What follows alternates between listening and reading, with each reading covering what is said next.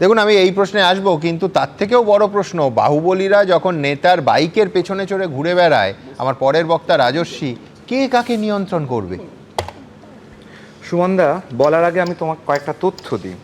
আজকে যাকে নিয়ে কথাগুলো হচ্ছে, এই যে হারুন, হারুন এবং রোহিত, এরা দুজন হচ্ছে হাওড়ার 16 নম্বর ওয়ার্ডের প্রাক্তন কাউন্সিলর মোহাম্মদ রুস্তামের দুই সহযোগী, এবং এদেরই হচ্ছে গ্রুপ। এখন তারা যে বিধায়ককে দেখালে তার আন্ডারেই দুটো গ্রুপ একই লোকের, এবং ভাগ বাটোয়ারা নিয়ে বিশাল একটা লড়াই কিন্তু এদের মধ্যে আছে।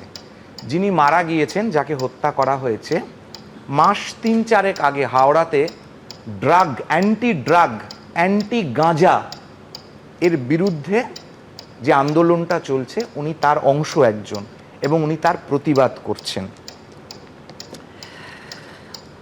2017 সালে আইসিসি চ্যাম্পিয়ন্স ট্রফি ভারত হেরে গেল, পাকিস্তান জিতলো, মনে আছে? একটা ঘটনা ঘটেছিল যে হাওড়াতে পাকিস্তানের পতাকা উঠছিল, বিরাট উত্তেজনা, বিরাট খুব খবর, সমস্ত সংবাদ মাধ্যম তোমরা দেখিয়েছিলে।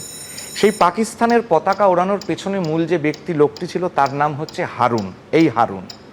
এই হারুনের, আমি এবিপি আনন্দর মিডিয়ামের মাধ্যমে আমি পুলিশ এবং সরকারকে অনুরোধ করছি, হারুনের নাগরিকত্ব দেওয়া হোক। অত্যন্ত দায়িত্ব সহকারে বলছি, খুব ছোটবেলায় হারুন আফগানিস্তান থেকে ভারতবর্ষে তোমায় জানিয়ে রাখি, আজকে যিনি খুন হয়েছেন তার শ্বশুর মশাই অন ক্যামেরা এবিপি আনন্দকে এটাই বলেছেন যে আফগান নাগরিক হারুন, এদেশের নাগরিক নন, ভারতবর্ষের নাগরিক নন উনি, তার অভিযোগ। এটা বাস্তব কথা। যাই হোক, এবার আমি আসি, এই যে 2021 সাল, এই যে জায়গায় আজকে ঘটনাটা ঘটেছে, ময়ূকদাকে যেভাবে আক্রমণ করা হয়েছে, এইখানে বিজেপির একজন সংখ্যালঘু সম্প্রদায়ের একজন সমর্থক, তার দোকান ঠিক এই জায়গাতেই লুট হয়েছিল, যে জায়গাতে আশ্বস্ত হলাম যে বিজেপিরও সংখ্যালঘু সম্প্রদায়ের সমর্থক আছে। বীরভূমে মারাও গিয়েছে 2015 সালে, নিশ্চয়ই মনে আছে, একাধিক। এই হাওড়া কোন জায়গা যেখানে দাঁড়িয়ে বেলালাস রোডের উড়ন্ত লাঠিও খাওয়া হয়েছে? এই হাওড়া জেলা সেটাই যেখানে দাঁড়িয়ে রামনবমীর পাথরও ছোঁড়া হয়েছে, যেখানে দাঁড়িয়ে বহু ঘটনা ঘটেছে, বহু সাক্ষ্য আছে, অনেক কিছু আছে। এবার আমি কয়েকটাতে আসি। দেখো, এটা তুমি এখানে প্রথম প্রশ্ন করলে যে মোটিভটা কি আছে।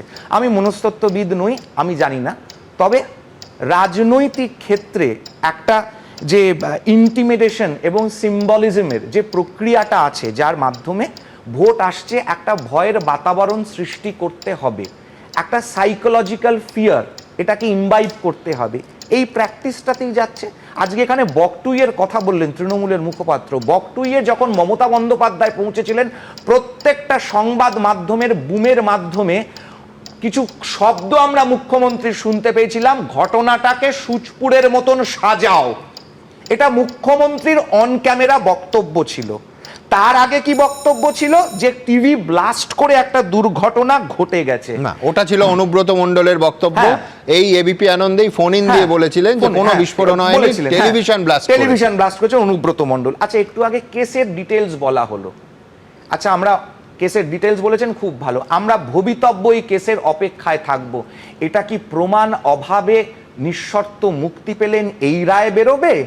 ঠিক যেরকম গড়িয়াহাটের ওয়ার্ড নম্বর 90-তে বোমাবাজি ম্যাগাজিন পড়ে থাকার পর, এবং গড়িয়াহাটে তার কিছুদিন পরেই অস্ত্রশস্ত্র উদ্ধার হওয়ার পরেও এখনো কেউ অ্যারেস্ট হয়নি, সোনা পাপ্পু যে মূল অভিযুক্ত, সে এখনো অবধি অভিযুক্ত হয়নি, অথচ সে ফেসবুক লাইভ করছে আর পুলিশ তাকে খুঁজে পাচ্ছে না। ওই সোনা পাপ্পু। এবিপি আনন্দ, এগিয়ে থাকে, এগিয়ে রাখে।